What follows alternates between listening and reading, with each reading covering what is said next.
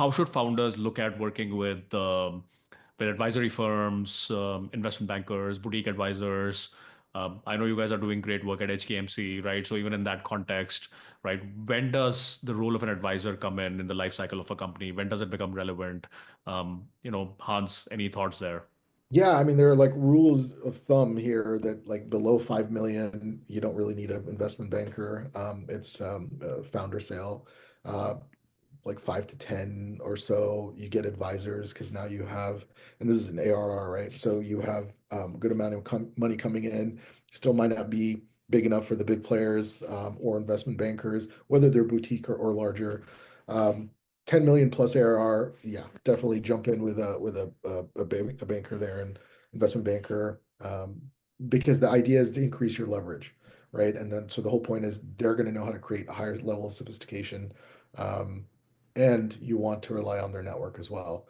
The main goal there is to make sure that it's not just banker led, like you don't just give it to the investment banker, and you need to be with them, and you need to make sure that you're aware of every step of the wave of every single thing that's happening.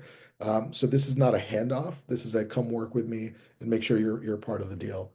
Um, Choose the right one, right? You want to make sure that you're choosing people that one you can trust, that the incentives are correct. Last thing you want is just to have a banker wanting to close the deal because all they're going to get paid no matter what, and it's not necessarily the best deal for you. So be cognizant, aware of that, and your overall positioning and your overall stage and deal type.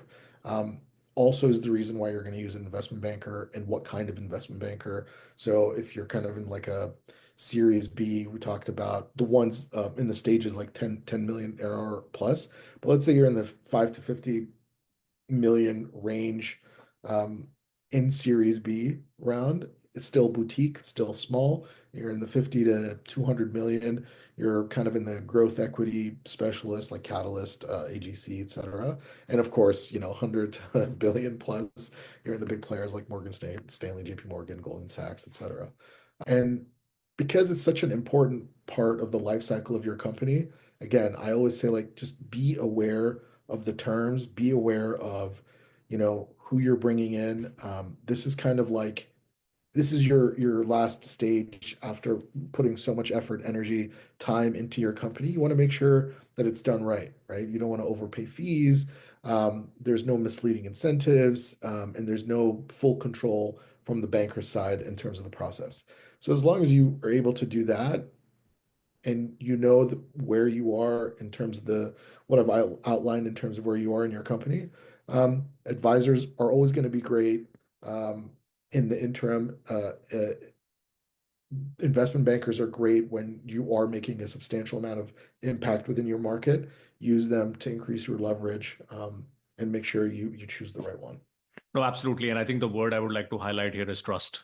I Yeah, think, yeah, that's the bottom line. I think you want to almost work with people where you could open up the kimono at every level, right? From the exactly. business to your own personal insecurities. And I've seen like the best advisors, lawyers, bankers, they actually tend to become the most closest confidants of CEOs and of founders. Yeah, no, totally. I mean, and remember, this is a relationship that if you are a serial entrepreneur, you're going to be dealing with the same folks again and again, right? And the more trust you build and the stronger like positive intention you have with these relationships, the easier it's going to be in your second, third, fourth round. And that's why we say, oh, this is a five-time, repeat entrepreneur. It's like, holy crap, why would you do that? Well, it's not going to be the same as your first time. It shouldn't be if you've done things right. It becomes, in essence, easier because the relationships are there. So you're no longer building the relationships, you've been maintaining them for a while. You're just really good at executing, operating, and having the right idea at the right time, right? That becomes why you're unique compared to someone else. But from a relationship standpoint, yeah, you beat yourself up the first time around, so you don't have to do it the second, third, fourth time around. One last thing to call out, the sort of the pitfalls here also is important to have a clear sense of expectations for the advisor, where Are you bringing them on for guidance on, let's say sales, on product, on financial mechanics, on culture? Like you talked about insecurities and the founder journey and all of that sort of thing. So be very clear on what the expectations are, and then it just makes for a better relationship. And then there's tons of guidance online, like Peter Walker put out from Carta, put out what are advisors getting in terms of equity these days, et cetera, et cetera. Be deliberate in your relationships, right? Yeah. Don't get an advisor because this person is cool and they were employee number 14 at Snowflake. That's great, but what are they doing for you, and what are you offering to them? Otherwise, the relationships will tend to get tedious if you weren't very deliberate in why you're pursuing them.